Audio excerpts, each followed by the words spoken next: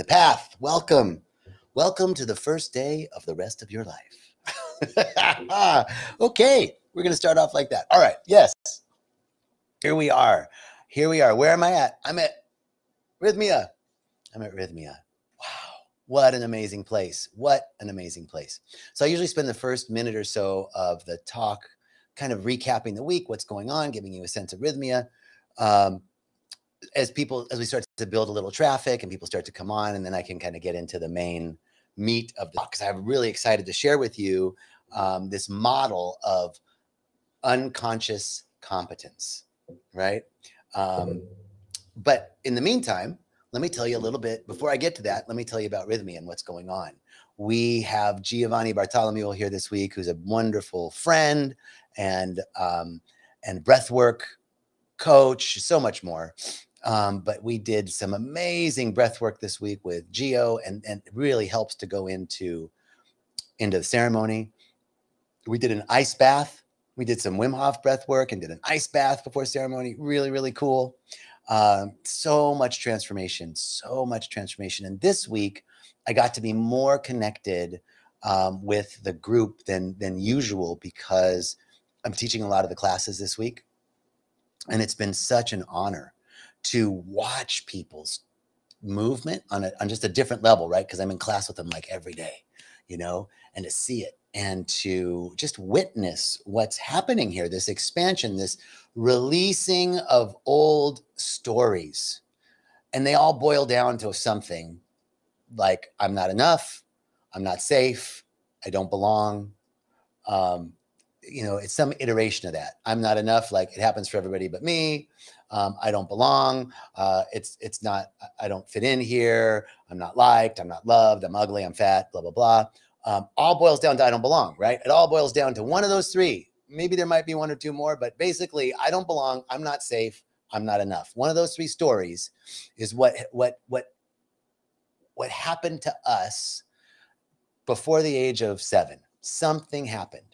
And it can be as minimal as I didn't get to go, play Monopoly with my brothers and sisters. It could be as heavy as I was abused or abandoned. But along that spectrum, it doesn't matter. Because if I didn't get to play Monopoly or I was abandoned, the story is the same. I don't belong. And so it's just as heavy, right? And what happens also is this usually happens before a certain level of cognitive development. And so our memory hasn't fully evolved yet.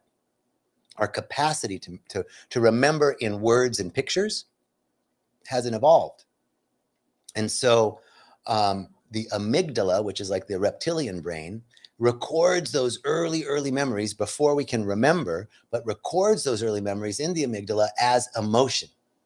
And then that feeling tone emotion of I'm not safe, or I don't belong, or I'm not enough gets embedded in the most fundamental understanding that we have. And now we develop all this, gray matter and frontal lobe and cerebral cortex. And we've forgotten that this little program in the background is still operating. I'm not enough. I'm not safe. I don't belong. It's recorded in the amygdala. When we drink the medicine, those emotions come up. I start feeling stuff that I haven't felt before, or that I normally feel, but I was unaware of it. It's something I'm not willing to see, hear, think, know, or feel about myself. When I click into that, when I see, oh my God, my story's been, I don't belong. And guess what? It's not true. I belong everywhere I go. I've been perpetuating this story on my own. Holy moly. That's seeing the keystone lie. That's seeing the lie that we tell about ourselves. And once we tell ourselves the truth for the first time, we're no longer a liar. We come back to a state of wholeness. Oh, that wasn't true at all. I belong. I'm enough. I'm safe. I might not have been safe when I was 3, and that got recorded in my amygdala, but now I'm safe. I'm okay. I'm an adult. I have agency. I'm not a 3-year-old or a 4-year-old who doesn't have control. And now we can reframe, rewrite those stories. We see what's been running us. We see how it outpictures in all of our lives, and how it outpictures in our life. And that's coming back to a state of wholeness. That's merging with your soul. And from a merged soul, you can heal your heart. We're designed to heal our bodies on their own. but we can't heal when we're split. We can't heal when we're not whole. We're always whole, but when we have a story of not being whole. So, you know, we say that plant medicine done wrong answers every question. So a lot of you, if you haven't been to Rhythmia yet and you want to come, you might have all these questions. I want to fix my relationship with my husband or my wife. I want to get a better job. I want to find my life purpose. I want to find joy in life. I want to, you know, release this thing, whatever it is. We have all these, I want to fix all this stuff in my life. And we say, put all those aside and stick with show me who I've become, merge me with my soul, and heal my heart. Stick with those 3 group intentions. And when you do, your questions go away. When you merge with your soul, plant medicine done wrong answers your questions. Plant medicine done right eliminates the questions, because from a state of wholeness, I know what's right for me. I know who the right person is. I know what my purpose is. I'm in touch with myself. I'm connected with myself again. So that's what's going on this week. It is freaking amazing. I didn't have the chat up. Let me see who's on. Hey, Dorota, hello. This little light, hello. Colette, thank you, thank you, thank you. YouTube, Tama. No, this is not pre-recorded. It is live. That's why it's called a Facebook Live. Sorry, YouTube, Tama. Linda Young, hello. Great to see you. Joe Rogers, wonderful. Can't wait for you to come back either, Joe. So I wanted to talk to you guys about unconscious competence. Milor, epic ether. Epic ether? Epic ether. Hey, I love you too. Thank you. Okay, I want to share with you these 4 levels of competence and incompetence. It's a learning model that's been around since the 60s. But I think it's really cool, and it helped me when I began to understand it a little more. It helped me to know where, Miriam. Hi, Miriam. Good to see you, sister. It helped me to know where I'm at, because so often, you know, we come to a place like Rhythmia, or we up level in some way in our lives. We see something, and then it seems like the same stuff is happening again. You're like, I thought I fixed this. What happened? Right? Well, this helped me to understand something about the way I learn and the way I take on new things in my life. So the 4 levels are unconscious incompetence. The next level is conscious incompetence. Then the next level is conscious competence. And then the final level is unconscious competence. So unconscious incompetence, conscious incompetence, conscious competence, unconscious competence. Here's how it works. Unconscious incompetent. I don't know what I don't know. I don't even know how much I don't know. I'm unconscious completely around something, some aspect of my life, some aspect of me, or even a skill. Like there's stuff that I don't know. Hi, Petra. Great to see you too. So like, I know I don't know how to speak. So there's 3 realms of knowledge. We talked about this before. There's what I know. I know how to speak English.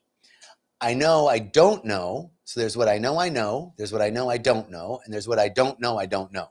So I know how to speak English. I know I don't know how to speak Russian. But then there's a greater realm of knowledge where I don't even know what I don't know. There's a whole bunch of stuff. Like I didn't know that I didn't know that so much of our understanding of the earth, like the age of the earth and plate tectonics and all that stuff, didn't come about until the last 25, 30 years. Like I didn't know that. Like a lot of these theories. I'm reading a book called A Short History of Nearly Everything by Bill Bryson, which is super cool. And I'm learning all this stuff that I didn't know, right? It wasn't even in my realm of understanding. So now conscious, unconscious incompetence. I'm living life, and there's all this stuff I don't know. I don't even know that I'm being driven by these unconscious beliefs and fears and doubts and worries that are recorded in my amygdala. I didn't know that, right? And so there's unconscious incompetence. Like, I don't know that I'm being an asshole. I don't know that I'm alienating my friends. I just know that life sucks. I just know that stuff is really hard, right? I don't know that I'm in victim consciousness. I just know that I feel like a victim.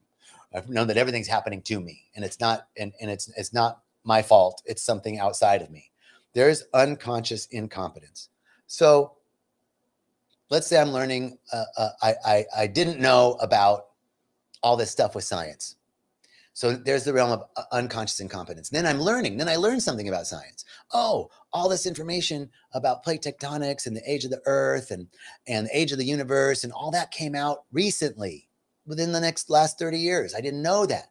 Now I know. So now I'm consciously incompetent. I know that I don't know. And then I get to a level of mastery. Now I'm learning more and more and more about science. Hey, Kelly. Hey, Tanya. Hey, Mindy. Great to see you. Now I'm in the level of conscious competence. Like, I know something and I'm learning more about it. Now I'm competent about the science and stuff. Let me rephrase. And then finally, I get to a level where I've internalized that information and I don't have to think about it. It's just, I'm unconsciously competent. So now let's take this and apply it to your spiritual growth and development, right? So you see something about yourself. Oh, I react a lot when I feel threatened, and the threat isn't real. It's left over from this old story that I had when I was a kid, and I'm reacting to it. So now I become aware of it. So before, I didn't know that I was reacting to feeling threatened because of something that happened when I was a child. That's unconscious incompetence. And now you come to Rhythmia, you drink the medicine, you see something. You go, oh, I do that.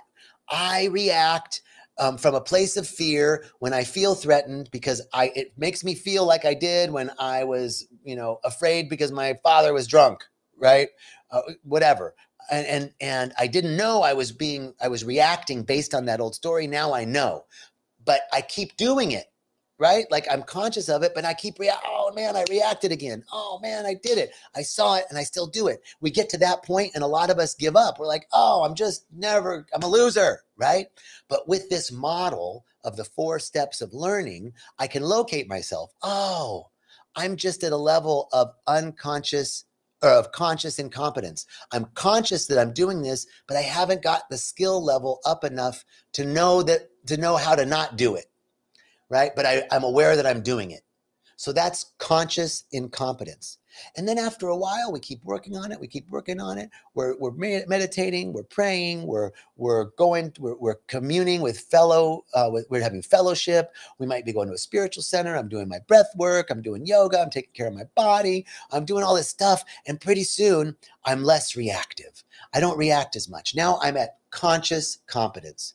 I can see that when I'm not fully placing my awareness on this, I can be reactive. I can slip back into those old habits. But when I'm aware of it, it's effort, it's work, but I'm doing it. And now I'm consciously competent. I'm getting a skill. I'm up leveling. I'm consciously competent. I'm not as reactive. I know when I'm being reactive. I can catch it. I know when I'm not catching it. That's a level of conscious competence. And then eventually we get to a place of unconscious competence. I don't have to think about it so much. I'm just not reactive. Nothing moves me. I'm not swayed by the ephemeral comings and goings of people and things and situations. I'm solid in myself and I don't have to think about it anymore. It's just the way I am.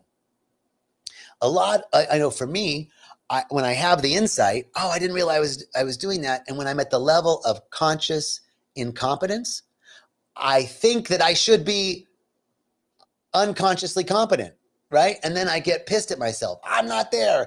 When is everything going to change? And I kind of fall back into that old pattern of, I'm just fucked up. I'm just a mess, right? I'm not going to ever do it. It never works out for me. Boom, right back into the victim story. But if I can locate myself, oh, I'm at the level of conscious incompetence. I've seen something and I haven't gotten the skill yet in order to regularly overcome that. And then I know I'm going to get eventually to a place of conscious competence where it's going to be work. But I'm constantly have to be on guard. I have to be aware and keep my awareness up every day. I have to make sure that I'm centering myself and I'm not reacting, and I have to catch myself. That's conscious competence, and it's effort. And then I know that eventually I'm going to get to the place of unconscious competence. It's just second nature. I just am not so reactive anymore. Something's changed in my life. So this is what I wanted to share with you today. I think this model is a great model for helping me. It helped me to not be so hard on myself. It helped me to give myself a little bit of a break. Hey, Carmelo, great to see you, brother. Mindy, so nice to see you as well. So that's the model, right? That's what I wanted to share with you today, that we're all on this path in different areas of our lives, right? There are areas of your life where you are unconsciously competent, where you just do stuff. You don't have to think about it. It's just boom, boom, boom. You're in the flow state on it. And then there are areas of our lives, of your life, of my life, where I might be at different stages in that I might be at unconscious incompetence. I'm not even aware of some things. I might be in conscious incompetence. I'm aware. I keep stubbing my toe. I keep messing up, but I'm aware of it. And I might be at conscious competence. I'm really working hard at this level of my life, but it takes a lot. I have to constantly work on it. I have to constantly place my awareness on it, but I'm doing it. And then eventually it becomes second nature and I'm in unconscious competence. I'm just doing it. Hey, and Angiska, Angeniska. I'm just looking at Angeniska. Thank you so much. All right. So here we are. Amanda. Great to see you, Amanda. So you guys are way better. We're all way better than we think we are. Let's just start there. We are doing so good. You guys are holding so much down. I'm holding so much down. Consciously competent at so much in our lives. We're not even acknowledging. We're unconsciously competent at so much in our lives. We're unconscious of how competent we are in so many areas. So look at all those areas. Maybe that's the invitation for today, is look at those 4 levels. Where are you unconsciously competent in your life? Give yourself a pat on the back. Man, I got a lot of stuff that I'm doing. I don't have to think about brushing my teeth or tying my shoes, or how to make dinner, how to feed the kids. Right? I don't have to think about how to drive. I don't have to think about so much. Think about all the things that you are unconsciously competent at.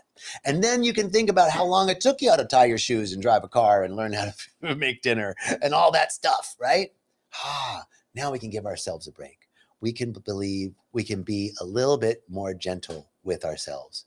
What areas are you consciously competent, where you're working at it, but you've gained some competency in this, and where are you in that? And then look at where you're consciously incompetent, like you've been, I just saw this about myself, and I keep doing it. And then you can be just more gentle with yourself. Just be a little bit more gentle.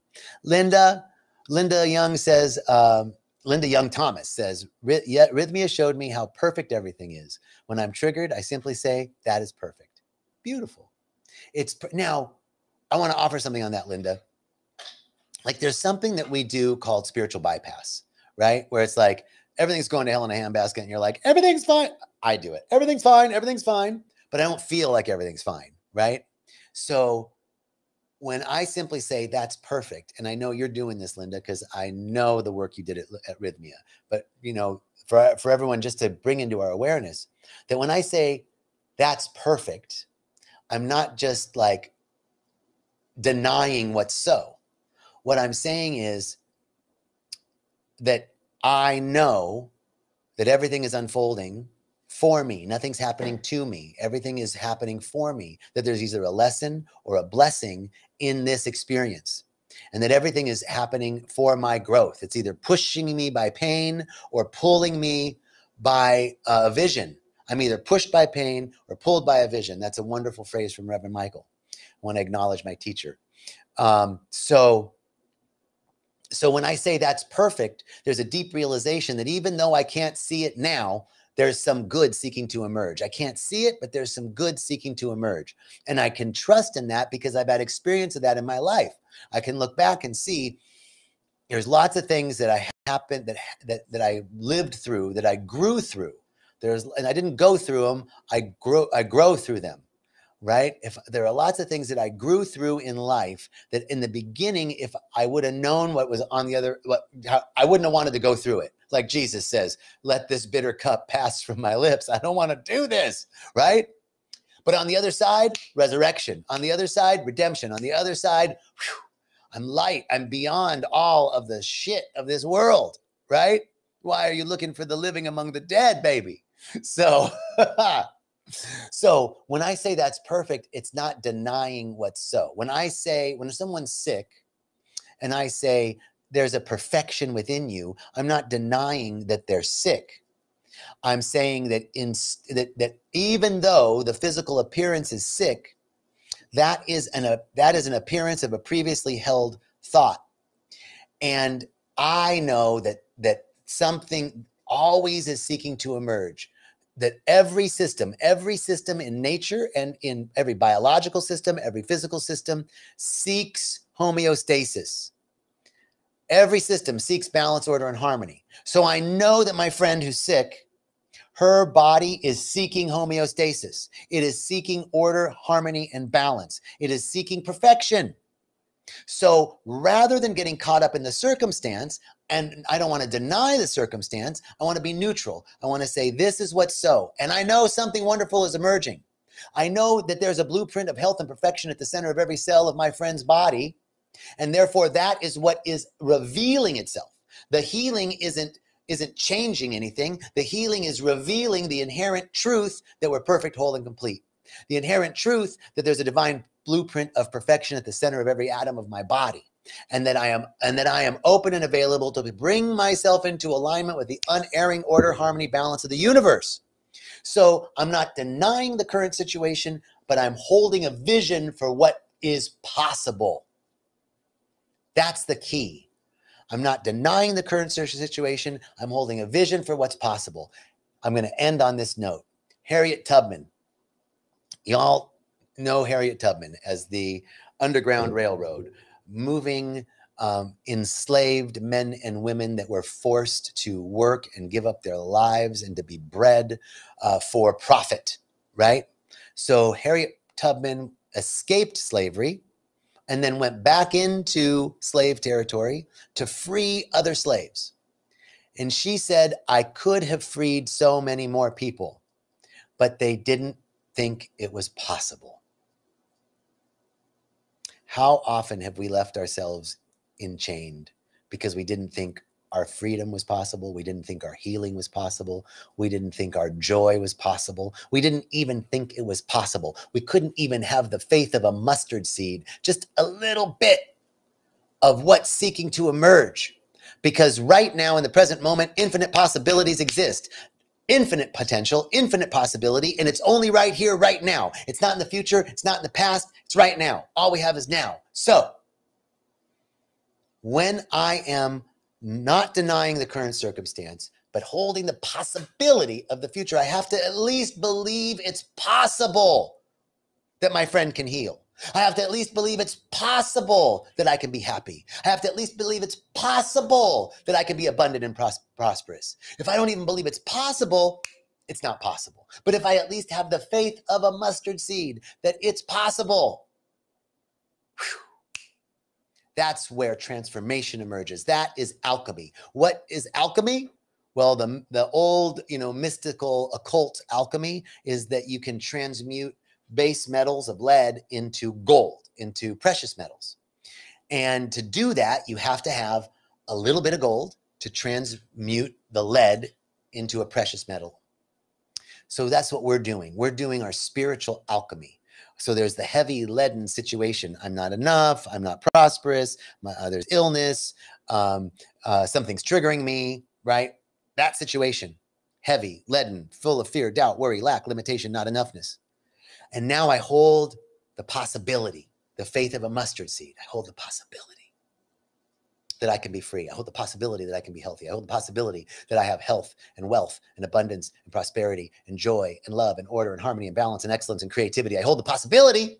I just have to hold the possibility. Like Harriet Tubman said, they didn't believe it was possible and they were afraid. That was the other thing she said. They were afraid, right? So it's okay to be afraid. But if I lose what I'm holding on so preciously to, but I'm enslaved to it, I'm not living at all. So I'm going to open up, hold the possibility that I can be free, hold the possibility that I'm lovable, hold the possibility that I can be in joy, that abundance and prosperity have already been given to me, that beauty and joy and harmony and love and divine intelligence are flowing through me. I hold that possibility. And through that, we can transmute the heavy, leaden thought forms of lack and limitation and not enoughness. Okay. Woohoo! So great. Thank you. Thank you. Thank you all so much. Thank you so much for coming and joining today. I'm so grateful for you. I'm so grateful for this opportunity. I wish you peace and richest blessings. God bless you. Thank you.